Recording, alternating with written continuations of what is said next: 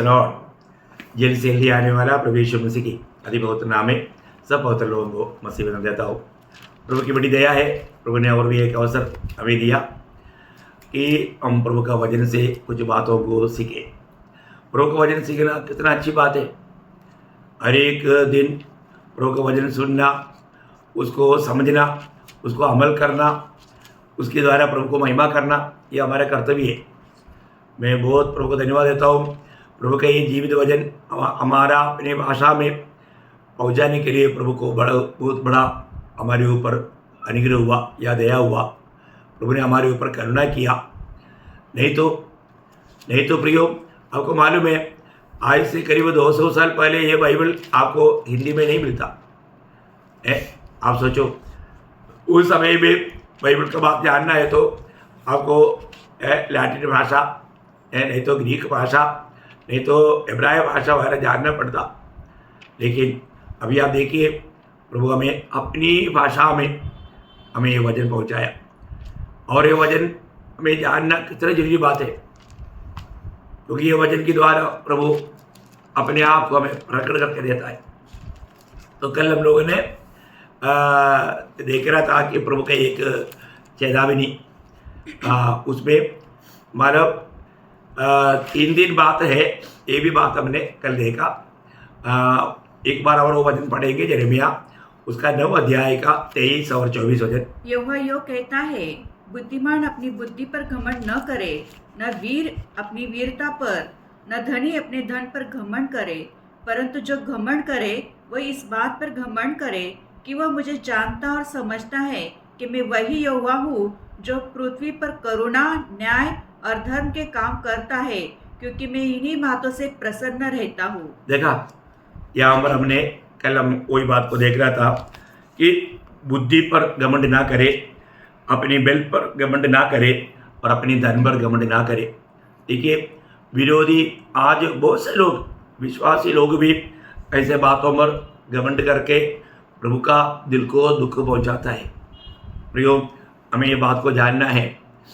आज कहीं ना कहीं आपको मालूम है, गरीब लोग हमेशा प्रार्थना में प्रभु के साथ संगति में हमेशा लोगों देता, परंतु शैतान क्या करता, उन लोगों का अवस्था थोड़ा बदल देता है, थोड़ा अच्छा बुद्धि ज्ञान देता, पढ़ने के लिए अच्छा मौका देता, अच्छा पढ़ाई करके अच्छा नौकरी दिलाता, अच्छा नौकरी पाने के बाद में पैसा खूब हाथ में आ जाता। इसके बाद में फिर प्रभु को भूल करके अपना मनमानी की राहों पर चलने लगता। बहुत बड़ी बात है प्रियो। मुझे मालूम है बहुत से लोग दुनिया का ज्ञान पाने के बाद में, दुनिया से अच्छा नौकरी पाने के बाद में, हाथ में बहुत धन आने के बाद में प्रभु की इच्छा को नहीं ढूंढता। वो अपनी इच्छा पर, अपनी मनमानी में, अपनी मोहों को पूरा करने के लिए भागदौड़ करता। प्रियो, वो व्यक्ति वास्तव में परमेश्वर का दिल को कितना दुख देता है। हमें हर एक बातों को परखना है। प्रियो, मेरे जीवन में मेरा प्रभु का मेरे प्रति इच्छा क्या है, क्योंकि मैं जो कुछ भी हूँ प्रभु का अनुग्रह से है। यहाँ तक प्रभु ने मुझको लाया है। मेरा कुछ भी लायक ना होते हुए प्रभु ने मुझे यहाँ तक लाया, तो मैं प्रभु से कितना आभारी होना चाहिए है। लेकिन हम देखता है कि कई बार लोग ऐसे बातों को भूल जाता। प्रियो, अभी मैं इसलिए कल आपको बताया कि अपनी बुद्धि में, अपनी बल में, अपनी धन में कभी भी हम भरोसा भी नहीं करना, उस पर आश्रय नहीं करना। हमारा भरोसा हमारे प्रभु होना चाहिए। प्रभु को सम्मान करके जीना चाहिए, नहीं तो वो आराम से गड्ढे में गिरेगा, आत्मीय जीवन में गिरावट आएगा, आनंदता की बातों पर बहुत बड़ा बाधा आएगा। ये बात को परखना। अभी दूसरा 3 बात वापस एक बार उसका 24 वचन पढ़ेंगे।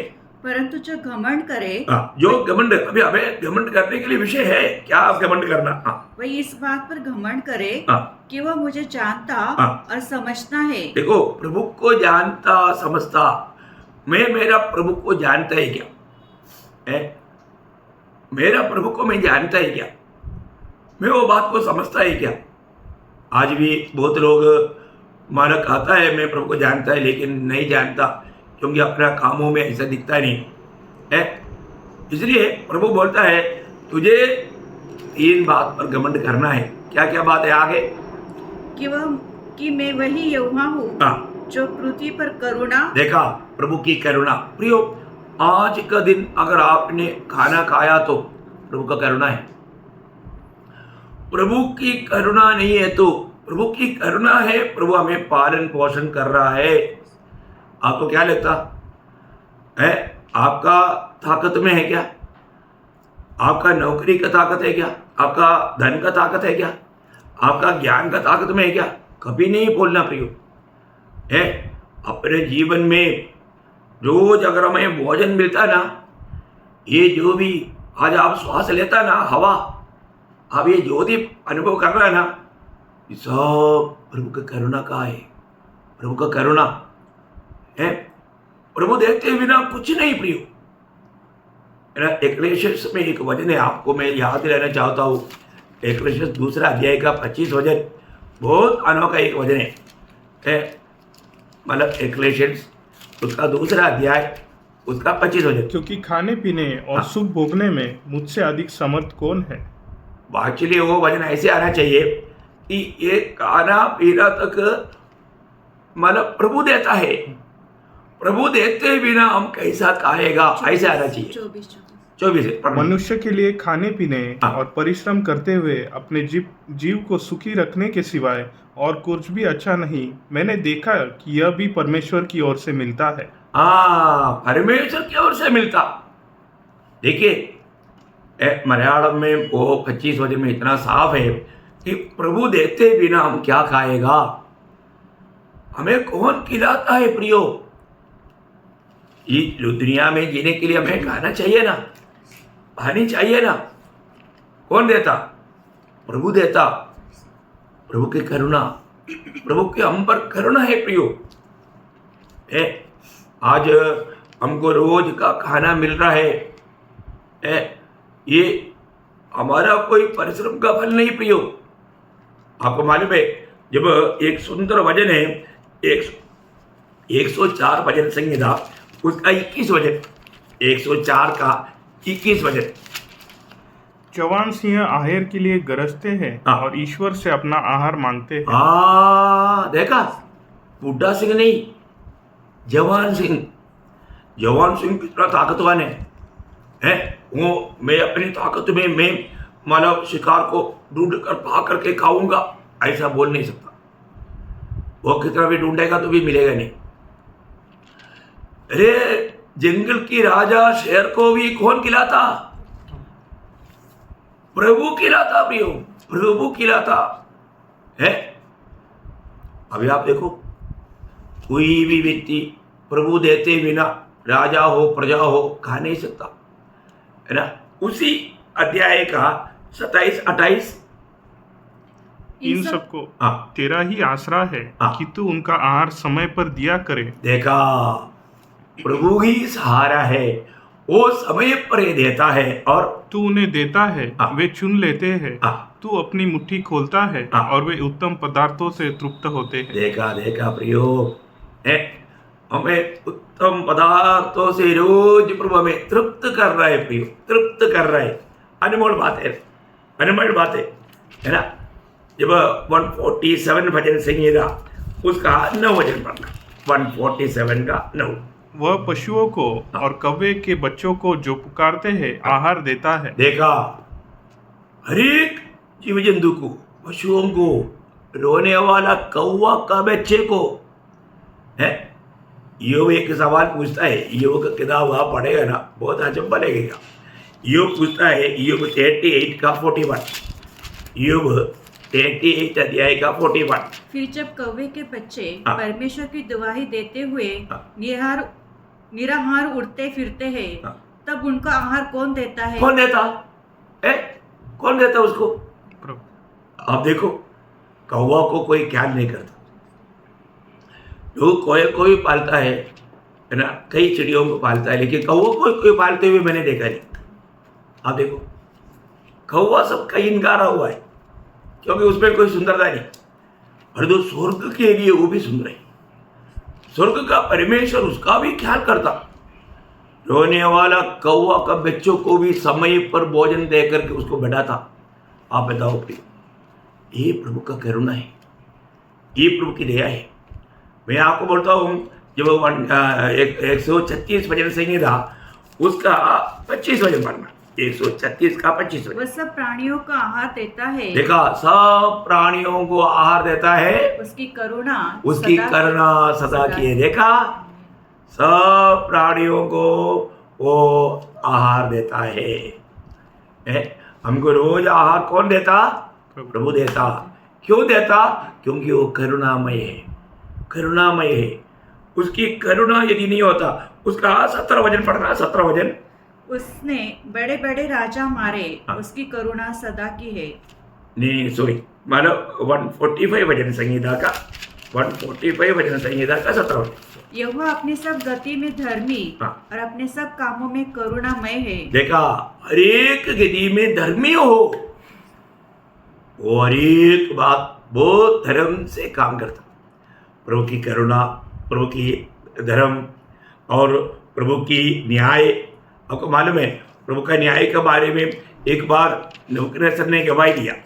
दानिएल का किताब उसका 4 अध्याय उसका 87 वचन में देखो, प्रभु से ताड़ना पाया हुआ नबूकदनेस्सर प्रभु का उस न्याय के बारे में गवाही दे रहा है। अब मैं नबूकदनेस्सर स्वर्ग के राजा को सराहता हूँ और उसकी स्तुति और महिमा करता हूँ, क्योंकि उसके सब काम सच्चे, देखा, उसके सब काम सच्चे और उसके सब व्यवहार न्याय के हैं। देखा, उसकी सारा व्यवहार न्याय का है। बोलेगा तो प्रभु मेरे साथ भी व्यवहार किया न्याय से, क्योंकि मैं घमंडी हो गया था। प्रभु ने मुझे 7 साल घास खाने के लिए भेजा है। मेरे साथ अन्याय किया करके नबूकदनेस्सर नहीं बोलता, प्रभु मेरे साथ सच में न्याय किया। देखा प्रियो, है सजा पाने के बाद में भी नबूकदनेस्सर का गवाही का शब्द सुना। मैं आपको बताना चाहता हूं, प्रभु पर कभी भी कोई भी दोष नहीं लगा सकता, क्योंकि वो बहुत करुणामय है, वो बहुत न्यायी है, वो बहुत धर्मी है। वो कभी भी अपना नियमों को तोड़ नहीं सकता। सबके ऊपर वो करुणा करता, सबके ऊपर वो न्याय से काम करता। कितना बड़ी बात है ना। इसलिए उस प्रभु के लिए हमें महिमा देना, उस प्रभु में हमारा प्रशंसा करना, ये प्रभु का चाहत है। तो मैं इस विषय में यहाँ पर मतलब प्रभु की करुणा, प्रभु की न्याय, प्रभु का धर्म जानने वाले लोग 7 बातों में प्रशंसा करना चाहिए, या एक प्रभु का जन की प्रशंसा का 7 बात में यहाँ पर बहुत शॉर्ट, आपको बहुत ज़्यादा विस्तार से बोलने के लिए समय नहीं, तो मैं शॉर्ट में आपको बताऊंगा। पहला बात मानव पहला कुरिन्दी पहला अध्याय का 31 वचन, ताकि जैसा लिखा है हाँ। वैसा ही हो, जो घमंड करे हाँ। वह प्रभु में घमंड करे। देखा, तो हमारा मतलब घमंड या प्रशंसा कहाँ पर होना चाहिए? प्रभु में, है ना। वही बात मतलब दूसरा कुरिन्दी 10 अध्याय का 17 वचन की शुरुआत में भी हम लोग यही बात को पढ़ता है, परंतु जो घमंड करे हाँ। वह प्रभु में घमंड करे। देखा, प्रभु में घमंड करे, है ना। अब हम प्रभु में क्यों घमंड करना चाहिए? उसका कारण वो पहला कुरिन्दी उसका पहला अध्याय उसका 26 से जब 30 तक जब पढ़ेगा, उसका कारण लिखा है। जरूर वो कारण हम लोग जानना चाहिए। हाँ, हे भाइयों, अपने बुलाए जाने को तो सोचो। हाँ, देखो, उधार पाया हुआ प्रिय मेरी बिंदुओं, आपका बुलाहट के बारे में आप सोचो। हाँ, कि न शरीर के अनुसार बहुत ज्ञानवान हाँ। और न बहुत सामर्थी हाँ। और न बहुत कुलीन बुलाए गए। देखा, वो एक एक शब्द को हमें से कोई भी ऐसा कोई ज्ञानी नहीं था, हमें से कोई भी सामर्थ्य नहीं था, कुलीन। हमें से कोई भी कुलीन नहीं था। परंतु परमेश्वर ने जगत के हाँ। मूर्खों को चुन लिया है। देखा, हमारा अवस्था कहाँ पर था? हम मूर्खों में नंबर 1 था। देखो हम मूर्खों में, अभी प्रेरित पौलुस ने बोला ना, यीशु मसीह पापियों को उद्धार करने के लिए जगत में आया उस पापी में मैं नंबर 1 पापी। देखो उसको बोलने के लिए कोई शर्म नहीं। पहले तिमोथी 15 वचन मैं आपको बताता हूँ। ऐसा है तो यहाँ पर हम प्रभु में क्यों नहीं प्रशंसा करेगा प्रियो? क्योंकि हम लोग सचमुच में मूर्ख लोग थे। मूर्ख नहीं था क्या? मूर्ख था ना। क्यों? क्योंकि अविनाशी परमेश्वर को हमने क्या किया था? नाशमान सृष्टि के रूप में बदल करके वो मूर्ति लेकर घूमने वाला था ना। प्रभु वहां पर भी बोला वो मूर्ख बन गया। मूर्ख था।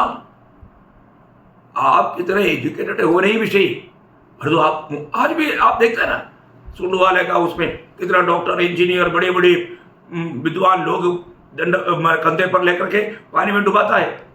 क्यों? मूर्ख नहीं हो? अरे महामूर्ख है वो। बताओ दुनिया के लोगों का दृष्टि में अरे डॉक्टर साहब को मूर्ख बोला, इंजीनियर साहब को वाह वाह वाह वाह। अरे कोई भी हो, कितना भी बड़ा पंत प्रधान हो, मूर्ति के सामने दंडवत करने वाला, मूर्ति लेकर घूमने वाला परमेश्वर की दृष्टि में महामूर्ख है। देखा तो हम लोग कौन था? हम ऐसे मूर्खों में था। हम भी वही काम करते थे। हम मूर्ख थे। ज्ञान वालों को लज्जित करें। देखा ऐसा मूर्खों को आजकल का ज्ञानी लोगों को लज्जित कराने के लिए प्रभु इस्तेमाल करता। और परमेश्वर ने जगत के निर्बलों को चुन लिया है। देखा हम निर्बल लोग थे। हम लोग बलवान लोग नहीं थे प्रियो, निर्बल लोग थे। क्यों हमें चुना? कि बलवानों को लज्जित करें। बलवानों को लज्जित करें। और परमेश्वर ने जगत के नीचों और तुच्छों को और वरन जो है भी नहीं, बोलने के लिए कुछ नहीं, नाम लेने के लिए कुछ बात नहीं, ऐसा लोगों को उनको भी चुन लिया कि उन्हें जो है व्यर्थ ठहराए। जो है अपने आप को मैं कुछ हूं करके कहने वालों को व्यर्थ ठहराने के लिए। प्रियो हम कैसा प्रभु में प्रशंसा नहीं करेगा? उस महान प्रभु की करुणा से हम बच गए ना प्रियो। हम उस प्रभु की दया से अब बच गए ना प्रियो। प्रभु की उस धार्मिकता के कारण हम बच गए ना प्रियो। आप देखो, इसलिए प्रभु चाहता है हम प्रभु में प्रशंसा करें। नंबर 1 बात, बहुत विस्तार से बोलने के लिए आपने को टाइम कम माना। टाइम को सही इस्तेमाल करना आपको पढ़ने से समझ सकते हैं, आसानी बात है। और दूसरा बात, हम कहाँ पर प्रशंसा करना चाहिए? रोमियो 5 अध्याय उसका 3 और 4 वचन। केवल यही नहीं वरन हम क्लेशों में घमंड करें। ऐसा कोई लोगों में दुनिया में मिलेगा प्रियो? है मुझको क्लेश मिल गया धन्यवाद, ऐसा कोई बोलता है क्या? कोई नहीं बोलता। लेकिन प्रभु का लोग बोलेगा, क्योंकि आपको मालूम है जब प्रेरित लोगों को बुला करके सताया, उनको पिटाया, धमकी भी दिया, और प्रेरितों का 5 अध्याय का 41 में वो लोग दुखी हुआ नहीं हुआ? वहां पर हम देखता है वे इस बात से आनंदित होकर महासभा के सामने से चले गए कि हम उसके नाम के लिए अपमानित होने के योग्य तो ठहरे। देखा प्रियो, प्रभु के नाम के लिए उन लोग अपमानित हुआ, निंदा सगा, कष्ट सगा, वो लोग निराश नहीं हुआ। बहुत बड़ी बात है। ज़्यादा क्या करने की जरूरत नहीं। अभी प्रभु का दास यहाँ पर बोलता है हम क्लेशों में भी घमंड करें। क्यों क्लेशों में घमंड करेगा? ये जानकर कि क्लेश से धीरज। मैं आपको बताना चाहता हूँ प्रियो, अगर एक व्यक्ति प्रभु में आने के बाद आप एक कष्ट के राह पर नहीं चलेगा ना, आपके पास धीरज नहीं आएगा। क्योंकि इब्रानियों 10:35 भी लिखा है तुम्हारा धीरज का बड़ा प्रतिफल है। इसलिए बड़ा प्रतिफल पाने वाला वो धीरज नष्ट नहीं करना। बहुत बड़ी बात है प्रियो, बहुत बड़ी बात है। तो भक्त को सच्चा भक्ति में जी करके आनंददाह में बड़ा प्रतिफल का लायक बनने के लिए धीरज चाहिए। धीरज कैसे मिलेगा? कष्ट की राह पर चलेगा तो। कष्ट की राह पर नहीं चलेगा तो आपको धीरज नहीं मिलेगा। और धीरज से खरा निकलना। देखिए आप इन कष्टों में जाते जाते जैसा सोना आग में होकर जाएगा, शुद्ध होते जाएगा, आप खरा निकलेगा, आप पवित्र बनते जाएगा। जैसे स्वर्गीय पिता सलगुणपूर्ण है, वैसा सलगुणपूर्ण बनते जाएगा। वो कष्ट के मार्ग में होते बिना नहीं होता प्रियो। हमारा बुलावा तक मत्ती 5:48 में प्रभु ने बोला जैसे तुम्हारा स्वर्गीय पिता परिपूर्ण है वैसे तुम बनना। बहुत बड़ी बात है, बहुत अनोखा बात है। इसलिए कष्ट में होते बिना ऐसा नहीं होता। और ऐसा लोगों को आखिर में क्या मिलता? आशा उत्पन्न होता। मैं आपको बताना चाहता हूँ, कष्टों को छोड़कर भागने वालों को धीरज नहीं मिलता। धीरज नहीं मिलने वाला जीवन में पवित्रताई में सिद्धताई की ओर बढ़ता नहीं, और ऐसा लोगों पर आशा भी नहीं रहती। आज इसलिए जो उधार आया करके डुबकी लेकर के चलने वाला बहुत लोग हैं, परंतु उनको सच्चा जीवित आशा नहीं। और वो आएगा तो मैं जाएगा कि नहीं, उनको निर्णय नहीं। प्रियो, ऐसा ना हो।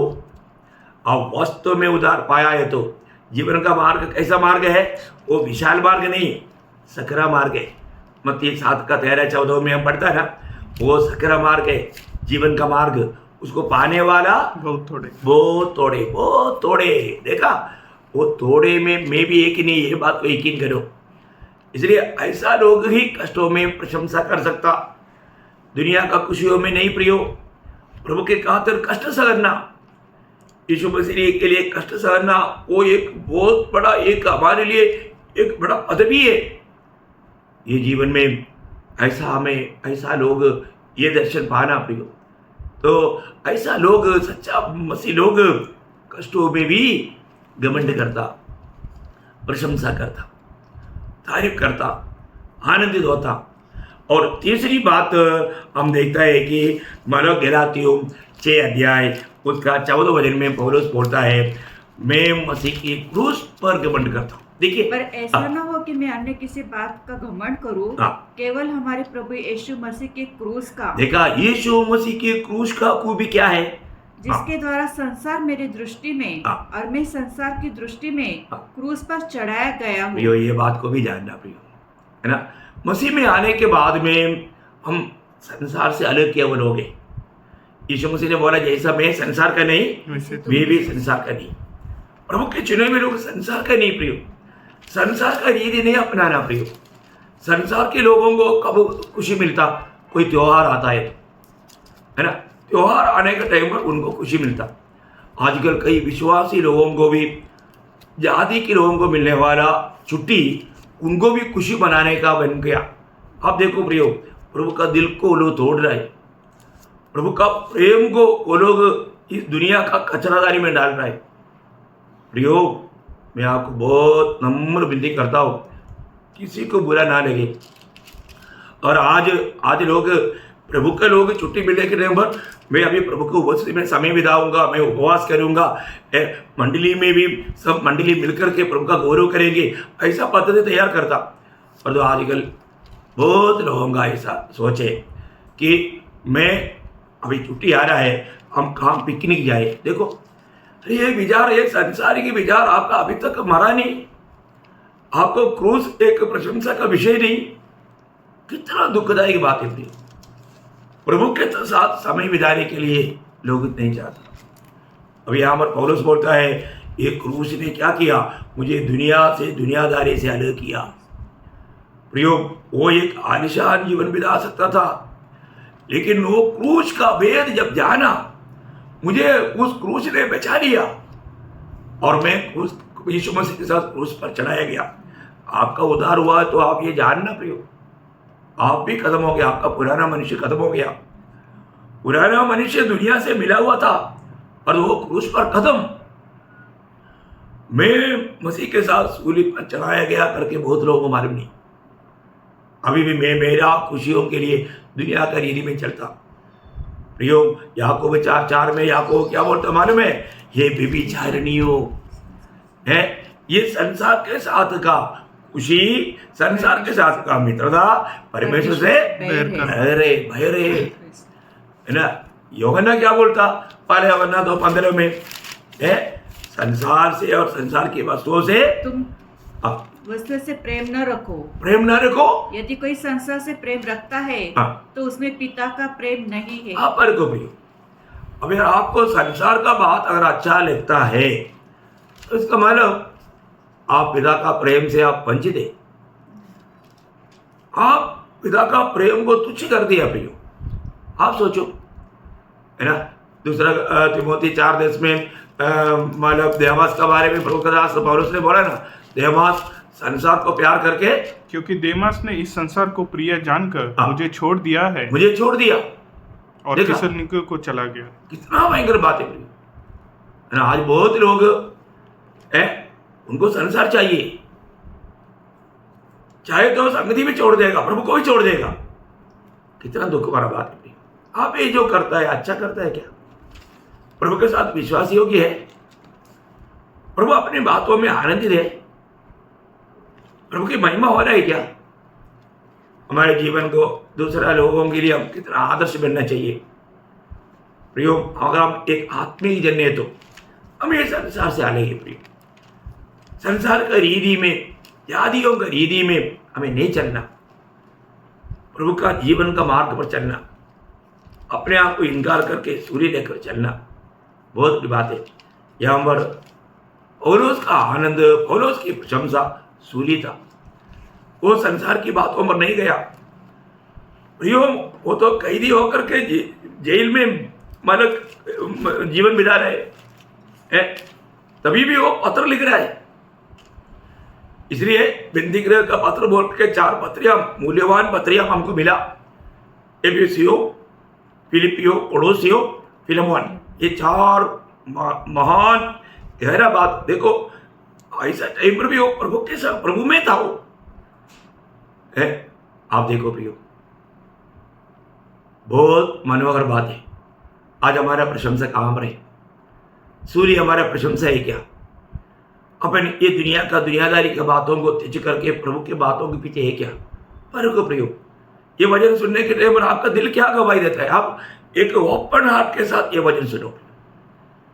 आज आपका प्रशंसा क्या है ना? कई लोग दुनिया की बातों में तीर मारते हुए देखता है ना, वास्तव में प्रभु का दिल को बहुत दुख देता है। हमें ये बात को जानना, मेरा प्रशंसा कहाँ पर है।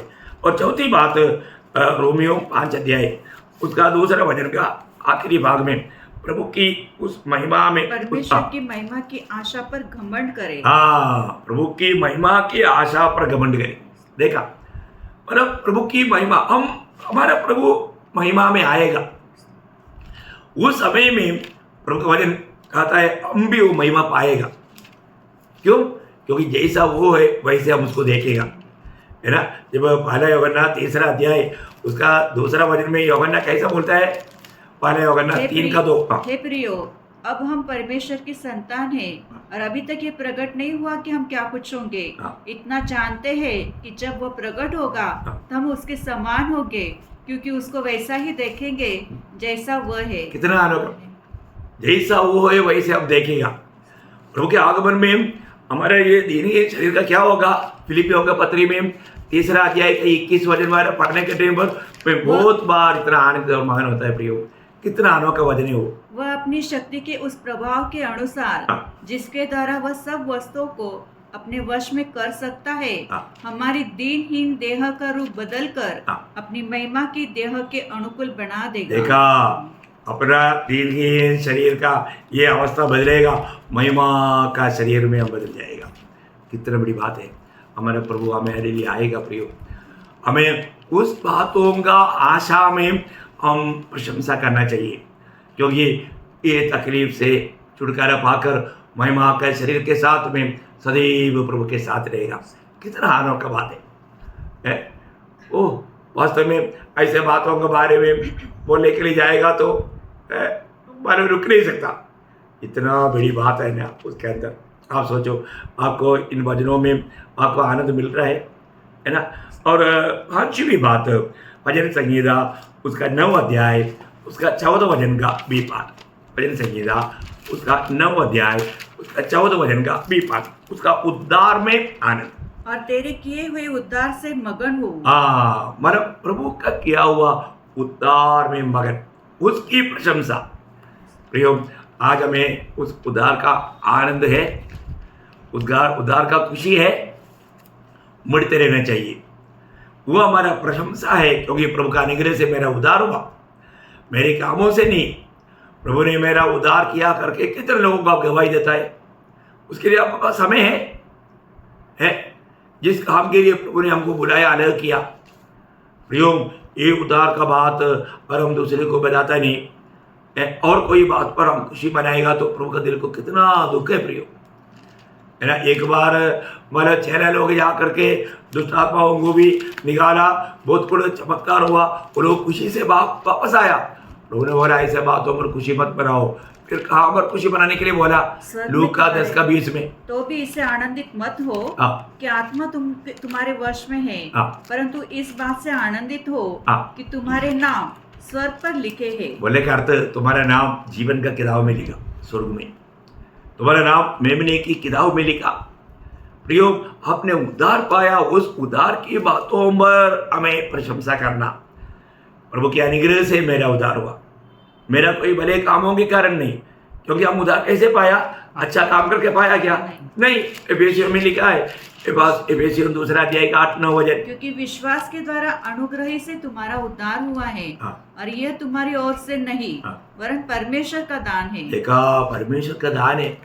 हमें प्रशंसा करने के लिए आगे 9 वचन, क्यों और न कोई कर्म के कारण, हाँ। ऐसा न हो कि कोई घमंड करे। घमंड करे, मतलब कोई भी लोग और कोई भी बातों में प्रशंसा करने के लिए बात नहीं रखा। प्रियो, प्रभु का बहुत बड़ा अनुग्रह से हमारा उद्धार हुआ।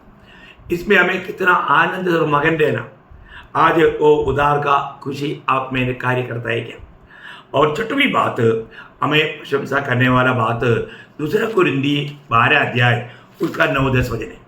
पर उसने मुझसे कहा, मेरा अनुग्रह तेरे लिए बहुत है, क्योंकि मेरी सामर्थ निर्बलता में सिद्ध होती है। इसलिए मैं बड़े आनंद से अपनी निर्बलता पर घमंड करूंगा, कि मसीह की सामर्थ मुझ पर छाया करती रहे। इस कारण मैं मसीह के लिए निर्बलताओं में और निंदाओं में और दरिद्रताओं में और उपद्रव में और संकटों में प्रसन्न हूँ, क्योंकि जब मैं निर्बल होता हूँ तभी बलवंत होता हूँ। देखो प्रियो, अभी वर्णन करने के लिए जाएगा तो कितना बड़ी बात है ना। हमें बहुत सीमा के अंदर ये बात आपको समझाना। प्रेरित पौलुस ने 3 बार प्रभु से प्रार्थना किया उनका इतना तकलीफ से छुटकारे के लिए। तो प्रभु बोलता है, मेरा अनुग्रह तेरे लिए काफ़ी है, क्योंकि तुम्हारा निर्बलता में मेरा अनुग्रह में बहुतायत से उंडे रहता हूँ। प्रियो, हमारे जीवन में इसलिए वो अनुग्रह में बहुतायत से पाने के लिए मैं हर प्रकार प्रभु के खातिर दुर्बलताओं में, कष्टों में, निंदाओं में, सारे बातों में जाने के लिए तैयार है, क्योंकि वो अनुग्रह का और जो स्वाद बहुत श्रेष्ठ है। कितना बड़ी बात है। आज प्रभु का अनुग्रह का स्वाद चख करके उसके लिए प्रभु को महिमा दे पाता है, और प्रभु के खातिर हम लोग इस ईदी में, इस अनुभव में रहने के लिए पसंद करेंगे। पर प्रियो, सच में अनुग्रह का महत्व जाना हुआ व्यक्ति ही ये बात कर सकता। बहुत बड़ी बात है। कभी भी प्रभु का जो लोग दुखी निराश नहीं रह सकता, वो प्रभु के खातिर मगन रहेगा। आखिर 7वां बात भी जल्दी बोलकर मैं खत्म करना चाहूंगा। फिलिपियों 3:3, मसीह यीशु पर घमंड करते हैं। बस मसीह यीशु पर घमंड करना। प्रियो, हमें घमंड करने के लिए और कोई आधार दुनिया की यात्रा में नहीं। यीशु मसीह में हमारा घमंड है। आज पिता ने हमें मसीह में रखा, और मसीह में हम एक नया सृष्टि हुआ है ना। आज इसलिए प्रभु बार बार बोलते ना, तुम मुझ में बने रहो और मैं तुझ में। प्रियो, मसीह में बना रहना कितना अनोखा बात है। यही हमारा प्रशंसा है। तो आपको ये बात समझा। एक सच में प्रभु जिस बात में प्रसन्न होता है, वही बातों पर हमें प्रशंसा करना चाहिए। तो मैं आपको आग्रह करता हूँ, आप अपने जीवन को परखो, है ना। इस प्रकार का प्रशंसा आपके जीवन में है, नहीं तो जरूर कहीं ना कहीं धोखा खा रहा है। इसलिए दुनिया की बातों में जाकर के, प्रभु का दिल को दुख दे करके, प्रभु से पाया हुआ अनुग्रह व्यर्थ करके क्रोध की पात्र नहीं बनना। प्रियो, हमेशा प्रभु के सामने अपने आप को नम्र वर्तीन करना। रोज स्वर्गीय ज्ञान में बढ़ेगा तो मैं बार बार बोलता हूँ, वो नम्रता का सीढ़ी उतरते जाएगा। वो ये दुनिया से एकदम अलग जीवन में जाएगा, अलग गुआई का जीवन। पिछले दिनों में ये सब क्लास मैंने आप लोगों को दिया। प्रियो, ये वचन कहाँ तक हमारे जीवन में काम करता। अपने आप को परखो, अपने आप को जांचो, हर बात में हम प्रभु को महिमा करें। ये वचनों के द्वारा प्रभु आप सबको आशीष दे, प्रभु को महिमा मिले। आमीन।